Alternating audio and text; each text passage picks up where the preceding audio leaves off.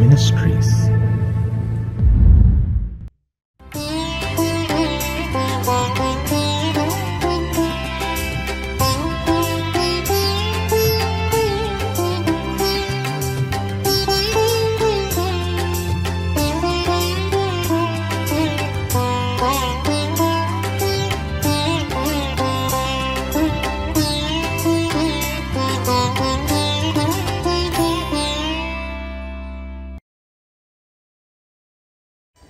ஆண்டவரும் இரட்சகருமாகிய இயேசு கிறிஸ்துவின் நாமத்தினாலே காட் கூசிஸ் மினிஸ்ட்ரீஸின் யூடியூப் சேனல் வாயிலாக உங்களை சந்திப்பதில் பெரும் மகிழ்ச்சி அடைகிறேன். இந்த புதிய நாளிலே தேவனாகிய கர்த்தர் நம்மை நினைத்து ஆசீர்வதிக்க விரும்புகிறார். கடந்த நாட்களிலெல்லாம் நம்மை பாதுகாத்து இந்த நாளுக்குள் பிரவேசிக்க நமக்கு இரக்கம் பாராட்டியிருக்கிற தேவாதி தேவனுக்கு ஸ்தோத்திரம் உண்டாவதாக. அவருடைய இரக்கங்களும் அவருடைய தயவும் அவருடைய கிருபையும் நம்மை ஒவ்வொரு நாளும் பின்தொடர்ந்து கொண்டிருக்கிறதினாலே தொடர்ந்து நாம் கர்த்தருக்கு நன்றியுள்ளவர்களாய் இருப்போம்.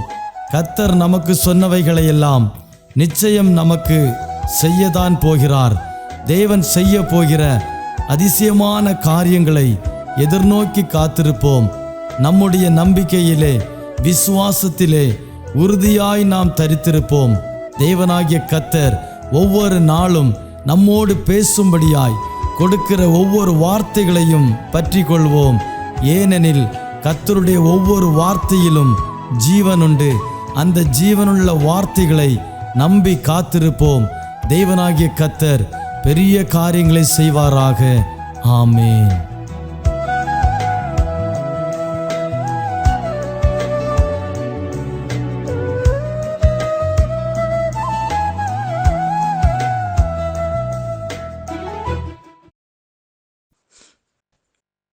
ദൈവനാമത്തിന് മഹത്വം ഉണ്ടാകട്ടെ.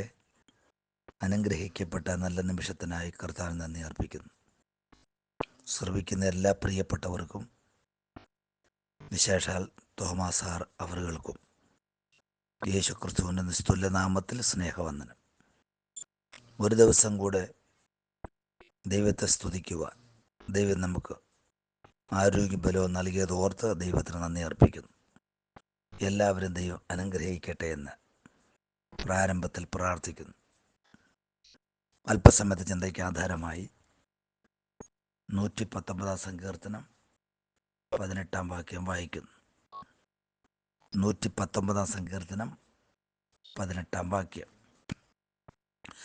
നിന്റെ ന്യായപ്രമാണത്തിലെ അത്ഭുതങ്ങളെ കാണേണ്ടതിന് എൻ്റെ കണ്ണുകളെ തുറക്കേണമേ. വളരെ ആഗ്രഹത്തോടെ അഭിവാഞ്ചയോടെ പ്രാർത്ഥിക്കുന്ന ഒരു ഭക്തൻ. ന്യായപ്രമാണത്തിലെ അത്ഭുതങ്ങൾ കാണുവാൻ എൻ്റെ കണ്ണൊന്ന് തുറക്കണമേ. ന്യായപ്രമാണം എന്നത് നമുക്ക് വളരെ വ്യക്തമായിട്ടറിയാം. ന്യായമായിട്ടുള്ള പ്രമാണമാണ് ന്യായപ്രമാണം. ഈ ന്യായപ്രമാണത്തിനകത്ത് ഒരുപാട് അത്ഭുതങ്ങളുണ്ട് എന്ന് ദൈവത്തിൻ്റെ ഭക്തൻ പറയുക. പക്ഷെ അതൊന്ന് കാണേണ്ടതിന് വേണ്ടി ഞങ്ങളുടെ കണ്ണുകളെ ഒന്ന് തുറക്കണമേ. ന്യായപ്രമാണത്തിലെ അത്ഭുതം യേശുക്രിസ്തുവാണ് എന്ന് നമുക്ക് വളരെ വ്യക്തമായിട്ടറിയാം. ന്യായപ്രമാണത്തിലെ പരമപ്രധാനമായ ഏറ്റവും വലിയ അത്ഭുതം യേശുക്രിസ്തുവാണ്. ഇസ്രായേൽ മക്കൾക്ക് ദൈവം കൊടുത്തിരിക്കുന്ന പ്രമാണമാണ് ന്യായപ്രമാണം. ആവർത്തന പുസ്തകം 28 അധ്യായത്തിൽ നമ്മൾ വായിക്കുന്നു, ന്യായപ്രമാണം അനുസരിച്ചാൽ നിങ്ങൾക്കുണ്ടാകുന്ന നന്മ, ന്യായപ്രമാണം തിരസ്കരിച്ചാൽ നിങ്ങൾക്കുണ്ടാകുന്ന ശിക്ഷ എന്നീ വിഷയത്തെ ആസ്പദമാക്കി അനുഗ്രഹിക്കപ്പെട്ട നിലയിൽ ദൈവത്തിൻ്റെ ഭക്തൻ അവിടെ എഴുതിയത് നമുക്ക് കാണാൻ സാധിക്കുന്നു. അങ്ങനെയെങ്കിൽ ഈ ന്യായപ്രമാണത്തിനകത്തൊരു അത്ഭുതമുണ്ട്. അത്ഭുതങ്ങളെ ഒന്ന് കാണുവാൻ എൻ്റെ കണ്ണ് തുറക്കണം. ന്യായപ്രമാണം സ്വീകരിച്ച മനുഷ്യൻ അവർ പട്ടുപോയ സംഭവം നമുക്കറിയാം. ന്യായപ്രമാണം അനുസരിച്ച മനുഷ്യൻ പട്ടുപോയ ചരിത്രമുണ്ട്. പലരും പട്ടുപോയി, കനാൻദേശത്തേക്ക് എത്തിയില്ല. അതുകൊണ്ട് പറയുകയാണ്, പട്ടുപോകുന്ന ജനത്തിന് മുൻപിൽ ഞങ്ങളുടെ ന്യായപ്രമാണത്തിൻ്റെ അത്ഭുതം ഒന്ന് കാണത്തക്ക രീതിയിൽ ഞങ്ങളുടെ കണ്ണ് തുറക്കണം. ന്യായപ്രമാണം കയ്യിൽ വാങ്ങിച്ച് മോശ ഇറങ്ങി വരുമ്പോൾ അവിടെ നടക്കുന്ന ആരാധനകളും ആഘോഷമെല്ലാം കണ്ടിട്ട് മോശയ്ക്ക് വെറുപ്പുണ്ടായെന്നാണ്. ഇപ്പം ന്യായപ്രമാണം കയ്യിലിരിക്കുമ്പോൾ തന്നെ അതിൻ്റെ അത്ഭുതങ്ങൾ കാണാൻ സാധിക്കാതെ മറ്റാഘോഷങ്ങളിലേക്കും ആർഭാടത്തിലേക്കും നയിക്കുന്ന ജനസമൂഹത്തെ കണ്ട് കോപമുണ്ടായ മോശ. ഇതുപോലെ തന്നെയാണ് ഇന്നത്തെ കാലത്തും ദൈവികമായ പ്ലാനുകളും പദ്ധതികളും ദൈവം നമുക്ക് നൽകിയിരിക്കുമ്പോൾ അതിൻ്റെ അകത്ത് അത്ഭുതങ്ങൾ കാണുവാൻ കഴിയാതെ കണ്ണുകളെ കുരുടാക്കി വെച്ചിരിക്കുന്ന ചില മനോഭാവങ്ങളെ ദൈവം ഇന്ന് മാറ്റി ന്യായപ്രമാണത്തിന് അത്ഭുതം ഇന്ന് എനിക്ക് വേണ്ടി ദൈവം ചെയ്യുന്നു, ഞാനത് കാണുമെന്ന് വിശ്വസിക്കത്തക്ക രീതിയിൽ ഒരത്ഭുതം ദൈവം ചെയ്യാൻ പോവുക. ന്യായപ്രമാണത്തിൽ അത്ഭുതം കാണുവാൻ കണ്ണു തുറക്കണം. കണ്ണു തുറക്കുവാൻ ദൈവികമായ കൽപ്പനകൾ, ദൈവികമായ ആലോചനകൾ, ദൈവികമായ വ്യവസ്ഥകൾ അനുസരിക്കുന്ന ഒരു ഭക്തന് മാത്രമേ അത്ഭുതങ്ങൾ കാണുവാൻ സാധിക്കൂ. ന്യായപ്രമാണത്തിലെ ഒരുപാട് അത്ഭുതങ്ങളുണ്ട്, അത് കാണുവാൻ പലർക്കും സാധിച്ചില്ല. എന്നാൽ ഭക്തൻ പറയുകയാണ്, എനിക്ക് കാണാൻ ആഗ്രഹമുണ്ട്, എനിക്ക് ന്യായപ്രമാണത്തിന് അത്ഭുതം കാണാൻ ആഗ്രഹമുണ്ട്. അങ്ങനെയെങ്കിൽ പ്രിയ സ്നേഹിതരെ, പ്രിയപ്പെട്ടവരെ, കർത്താവിനെ അറിഞ്ഞ് രക്ഷിക്കപ്പെട്ട് ദൈവകൽപ്പന അനുസരിച്ച് മുമ്പോട്ട് ഇറങ്ങിത്തിരിച്ച സമയം മുതൽ ഇപ്പോൾ വരെ നമ്മുടെ ജീവിതത്തിലുണ്ടായിരിക്കുന്ന വിഷമങ്ങളും ഭാരങ്ങളും നിന്ദകളും അവമാനങ്ങളും ഒറ്റപ്പെടുത്തലുകളും കുറ്റപ്പെടുത്തലുകളും ഒക്കെ സഹിച്ച് നമ്മൾ കർത്താവിൻ്റെ ന്യായപ്രമാണപ്രകാരം നിൽക്കുന്നെങ്കിൽ കർത്താവിൻ്റെ വ്യവസ്ഥ പ്രകാരം നിൽക്കുകയാണ്. പക്ഷെ ദൈവം പറയുന്നു, ഈ ദിവസങ്ങളിൽ ന്യായപ്രമാണത്തിലെ അത്ഭുതങ്ങൾ കാണുവാൻ, ദൈവികമായ വ്യവസ്ഥ പ്രകാരം ജീവിക്കുന്ന താങ്കൾക്ക് വേണ്ടി ഒരത്ഭുതം ചെയ്യുവാൻ യേശു ഇന്നും സർവശക്തനാണ്. അത് നടക്കാൻ പോവുക, അത് സംഭവിക്കും. അങ്ങനെയാണെങ്കിൽ നമ്മൾ കണ്ടിരിക്കുന്ന ദൈവിക പദ്ധതികൾ, ദൈവം നമ്മളെക്കുറിച്ച് ആഗ്രഹിക്കുന്ന ദൈവിക പദ്ധതികളെ നടപ്പിലാക്കാതിരിക്കാൻ, അത് സ്വന്തം കണ്ണുകൊണ്ട് കാണാതിരിക്കാൻ മറവ് ചെയ്ത് വെച്ചിരിക്കുന്ന ഏത് ശക്തിയാണെങ്കിലും ദൈവം ഇടപെടും. ദൈവം പറയുക, അത്ഭുതം നീ കാണാൻ പോവുക, അത്ഭുതം നമ്മൾ കാണും. ഞാനത് വിശ്വസിക്കുന്നു, അത് സംഭവിക്കും. ഈ വർഷം കഴിയുന്നതിന് മുൻപേ, ഡിസംബർ മാസം കഴിയുന്നതിന് മുൻപേ ദൈവത്തിൻ്റെ ചില അത്ഭുതങ്ങൾ ഞാൻ കാണുമെന്ന് വിശ്വസിക്കുന്ന പ്രിയപ്പെട്ടവർക്ക് വേണ്ടി ദൈവം പ്രവർത്തിക്കാൻ പോകുകയാണ്. ബൈബിൾ നമ്മൾ പഠിക്കുമ്പോൾ അത്ഭുതങ്ങൾ കാണാതെ, ദൈവപ്രവൃത്തി കാണാതെ കണ്ണുകളെ കുരുടാക്കിയിരിക്കുന്ന ഒരുപാട് അനുഭവങ്ങൾ നമുക്കറിയാം. ഒന്ന് രണ്ട് ഉദാഹരണങ്ങൾ മാത്രം ഞാനിവിടെ ചൂണ്ടിക്കാണിക്കുകയാണ്. ഏലിശ എന്ന് പറയുന്ന ഒരു ഭക്തൻ, ആ ഭക്തൻ പ്രാർത്ഥിക്കുന്നവനായിരുന്നു. പ്രാർത്ഥിക്കുന്നത് കൊണ്ട് ശത്രുവിൻ്റെ പല രഹസ്യങ്ങളും ആ ഭക്തന് ദൈവം വെളിപ്പെടുത്തി. പ്രാർത്ഥന എന്ന് പറയുന്നത് ശത്രുവിൻ്റെ പദ്ധതികളെ ദൈവാത്മാവിൽ നമുക്ക് വെളിപ്പെടുത്തി തരുന്നതാണ് പ്രാർത്ഥന. നിനക്ക് നേരെ പിശാചുരുക്കുന്ന സകല തന്ത്രങ്ങളെയും പൊളിച്ചുകൊണ്ട് ദൈവത്തിൻ്റെ പദ്ധതി വെളിപ്പെടുത്തേണ്ടതിന് വേണ്ടി ശത്രുവിൻ്റെ ചില ആലോചനകളെ നമുക്ക് വെളിപ്പെടുത്തി തരുന്നതാണ് പ്രാർത്ഥന. അങ്ങനെ ഏലിശായിക്ക് ദൈവത്തിൻ്റെ പദ്ധതി വെളിപ്പെട്ടു. ശത്രുരാജ്യത്തിൻ്റെ കുതന്ത്രങ്ങൾ പോലും മുട്ടിന്മേൽ നിന്ന് പ്രാർത്ഥിക്കുന്ന ഭക്തന് വെളിപ്പെടുത്തി കൊടുക്കുന്ന സംഭവം നമുക്ക് ഏലിശായിൽ കൂടെ മനസ്സിലാക്കാൻ സാധിക്കും. 2 രാജാക്കന്മാരുടെ പുസ്തകം 6-ാം അധ്യായം നമ്മൾ പഠിക്കുമ്പോൾ അവിടെ വളരെ വ്യക്തമായിട്ട് ആ സംഭവത്തെ വിവരിച്ചിട്ടുണ്ട്. അങ്ങനെ ശത്രുരാജ്യം വന്ന് ഏലിശയ്ക്ക് ചുറ്റും രഥങ്ങളും കുതിരകളുമായിട്ട് വന്ന് വളഞ്ഞ്, പട്ടാളവുമായിട്ട് വന്ന് വളഞ്ഞ് ഏലീശയെ പിടിക്കേണ്ടതിന് വേണ്ടി വന്നപ്പോൾ ആ ഏലീശയുടെ ദാസൻ വെളിയിലിറങ്ങി നോക്കിയപ്പോൾ പട്ടാളം മുഴുവനും അവരുടെ ചുറ്റും നിൽക്കുന്നതായിട്ട് കണ്ടു. ഓടിവന്ന് ഏലീശയോട് പറഞ്ഞു, ഗുരു, പ്രവാചക, നമ്മളെ അറസ്റ്റ് ചെയ്യേണ്ടതിന് വേണ്ടി ഒരു കൂട്ടം പട്ടാളക്കാർ വന്നിരിക്കുന്നു, എന്തു ചെയ്യും? അപ്പോൾ ആ ഭക്തൻ പറഞ്ഞത് ഇങ്ങനെയാ, നീ അവരെ പേടിക്കണ്ട, അവരോട് കൂടെ ഉള്ളവരെക്കാൾ അധികം നമ്മോട് കൂടെ ഉണ്ട് ആളുകൾ എന്ന് പറഞ്ഞ് ആ ദാസന്റെ തലയിൽ കൈവച്ച് പ്രാർത്ഥിക്കുന്നത് നമുക്ക് കാണാൻ കഴിയും. പ്രാർത്ഥിച്ചപ്പോൾ അവൻ്റെ കണ്ണ് തുറന്നു. ഇങ്ങനെ പ്രാർത്ഥിച്ചത്, യഹോവേ, ഇവൻ കാണത്തക്കവണ്ണം ഇവൻ്റെ കണ്ണ് തുറക്കണമേ എന്ന് പറഞ്ഞു. യഹോവ ബാല്യക്കാരൻ്റെ കണ്ണ് തുറന്നു. നമുക്ക് വേണ്ടി ദൈവം വെച്ചിരിക്കുന്ന ചില പദ്ധതികളെ പലപ്പോഴും നമുക്ക് കാണാതിരിക്കേണ്ടതിന് വേണ്ടി നമ്മുടെ കണ്ണുകളെ കുരുടാക്കി വെക്കുന്ന ചില സന്ദർഭങ്ങളുണ്ട്. ഒരുപക്ഷെ ഈ കാലഘട്ടം അങ്ങനെയാണ് നമുക്ക് തോന്നിയേക്കാം. ഈ ദിവസങ്ങളിൽ അങ്ങനെയാണ് എനിക്ക് തോന്നുന്നത്. ഈ ദിവസങ്ങളെല്ലാം എൻ്റെ നന്മകളെ ആരോ എന്നെ കാണിക്കാത്തതുപോലെ മറവ് ചെയ്ത് വെച്ചിരിക്കുകയാണെങ്കിൽ യേശു പറയുക, ഇല്ല, ദൈവത്തിൻ്റെ പദ്ധതി ഇന്ന് വെളിപ്പെടാൻ പോവുക, അത് സംഭവിക്കാൻ പോവുക.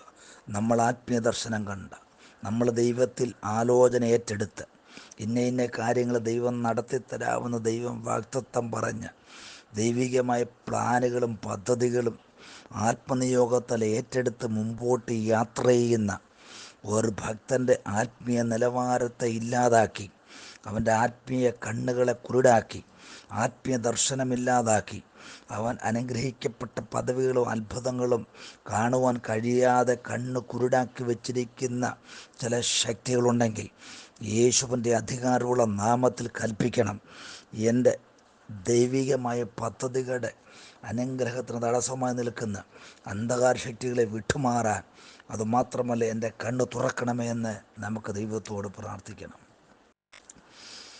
അങ്ങനെ പ്രാർത്ഥിച്ച ആ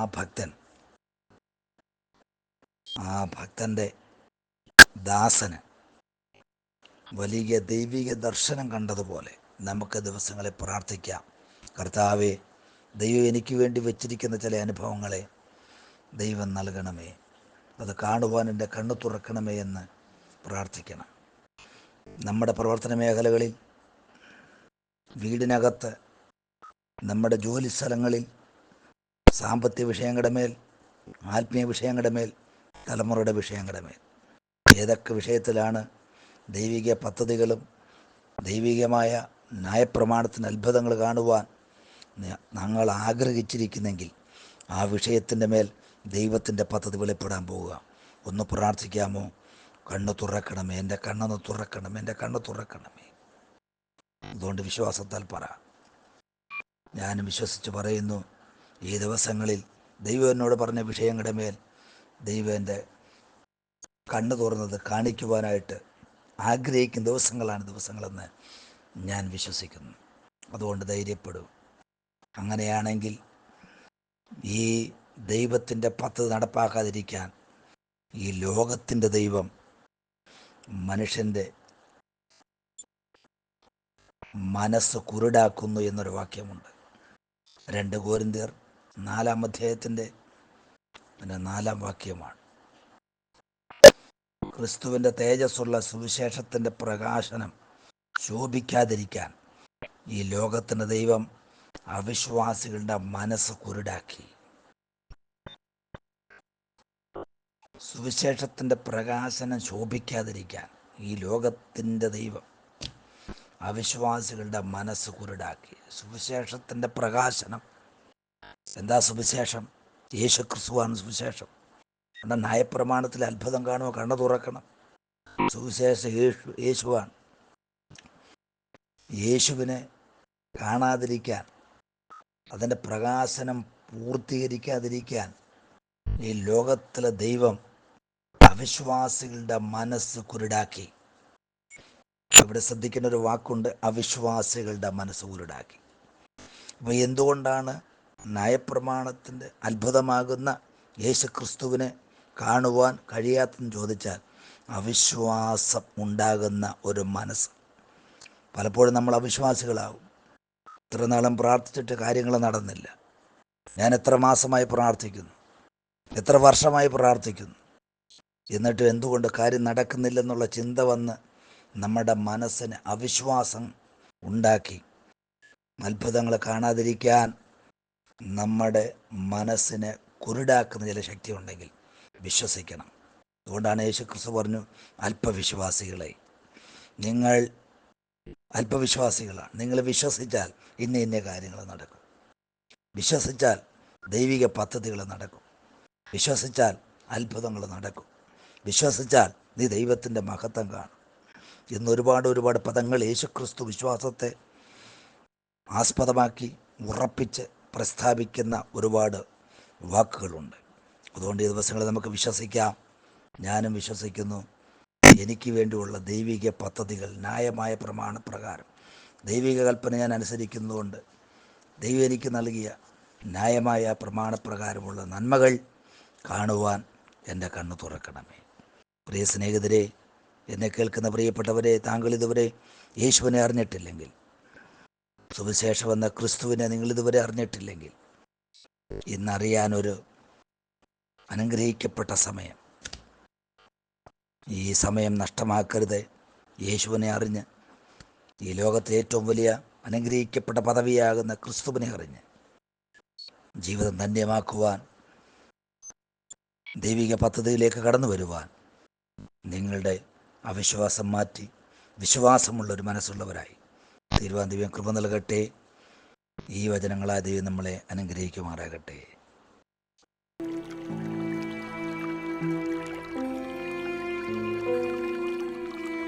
நானும் என் வீடும் என் வீட்டார் அனைவரும் ஓயாமல் நன்றி சொல்வோம். நானும் என் வீடும் என் வீட்டார் அனைவரும் ஓயாமல் நன்றி சொல்வோம். ஒரு கரு போல காத்தீரே நன்றி, என்னை சிதையாமல் சுமந்தீரே நன்றி. ஒரு கரு போல காத்தீரே நன்றி, என்னை சிதையாமல் சுமந்தீரே நன்றி. எபினேசரே, எபினேசரே, இந்நாள் வரை சுமந்தவரே. எபினேசரே, எபினேசரே, என் நினைவாய் இருப்பவரே. நன்றி, நன்றி, நன்றி. இதயத்தில் சுமந்தீரே நன்றி. நன்றி, நன்றி, நன்றி. கரு போல சுமந்தீரே நன்றி.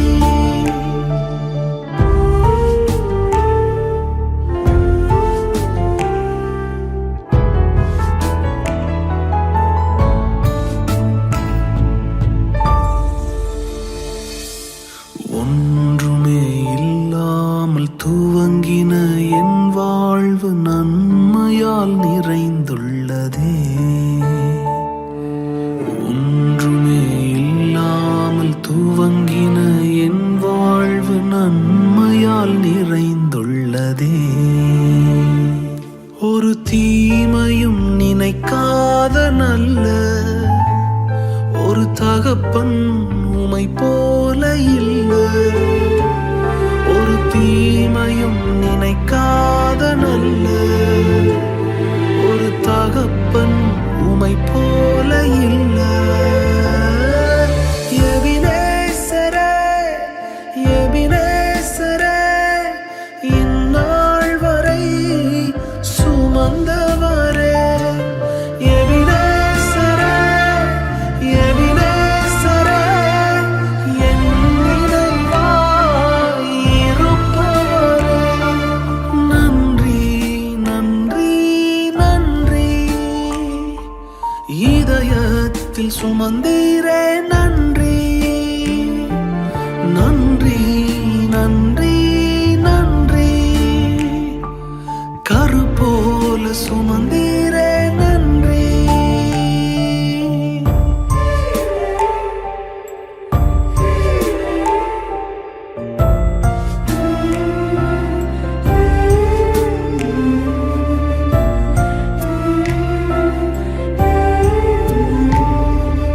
அன்றன்றைக்கான என் தேவைகள் யாவையும் உம் கரம் நல்கியதே. அன்றன்றைக்கான என் தேவைகள் யாவையும் உம் கரம் நல்கியதே. நீர் நடத்திடும் விதங்களை சொல்ல பூரண வார்த்தையே இல்லை. நீர் நடத்திடும் விதங்களை சொல்ல ஒரு பூரண வார்த்தையே இல்லை. எபினேசரே, எபினேசரே, இந்நாள் வரை சுமந்தவரே. எபினேசரே, எபினேசரே, என் நினைவாய் இருப்பவரே. நன்றி, நன்றி, நன்றி. இதயத்தில் சுமந்தீரே நன்றி, நன்றி, நன்றி, நன்றி. கரு போல சுமந்தீரே நன்றி.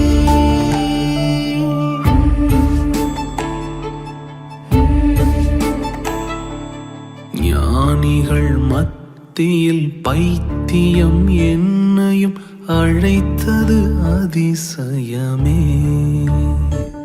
நான் இதற்கான பாத்திரன் அல்ல, இது கிருபையே வேறொன்றும் இல்லை. நான் இதற்கான பாத்திரன் அல்ல, இது கிருபையே வேறொன்றும் இல்லை.